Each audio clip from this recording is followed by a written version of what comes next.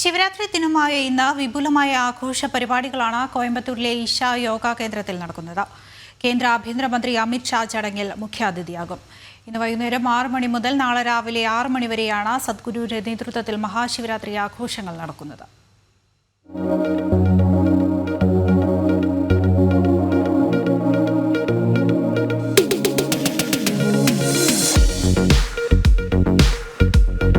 ആയിരക്കണക്കിന് പേരാണ് ശിവരാത്രി ദിനത്തിൽ ഈശ യോഗ കേന്ദ്രത്തിൽ ആഘോഷ പരിപാടികളിൽ പങ്കെടുക്കാനായി എത്തുന്നത്.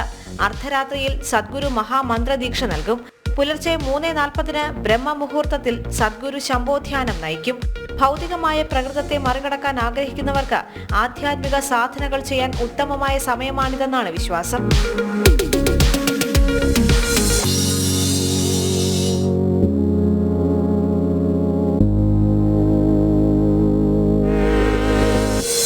ഒഡീഷ ഗവർണർ ശ്രീഹരി ബാബു കംഭംപാട്ടി, പഞ്ചാബ് ഗവർണർ ശ്രീ ഗുലാബ് ചന്ദ് കടാരിയ, കർണാടക ഉപമുഖ്യമന്ത്രി ശ്രീ DK ശിവകുമാർ, കേന്ദ്ര നിയമ പാർലമെന്ററി കാര്യമന്ത്രി ശ്രീ അർജുൻ റാം മേഘ്വാൾ, കേന്ദ്ര ഇൻഫർമേഷൻ ആൻഡ് ബ്രോഡ്കാസ്റ്റിംഗ് സഹമന്ത്രി ശ്രീ L മുരുകൻ, മഹാരാഷ്ട്ര മണ്ണ് ജലസംരക്ഷണ മന്ത്രി ശ്രീ സഞ്ജയ് റാത്തോഡ് എന്നിവരും തമിഴ്നാട്, കർണാടക എന്നീ സംസ്ഥാനങ്ങളിൽ നിന്നുള്ള MLA-മാരും പങ്കെടുക്കും.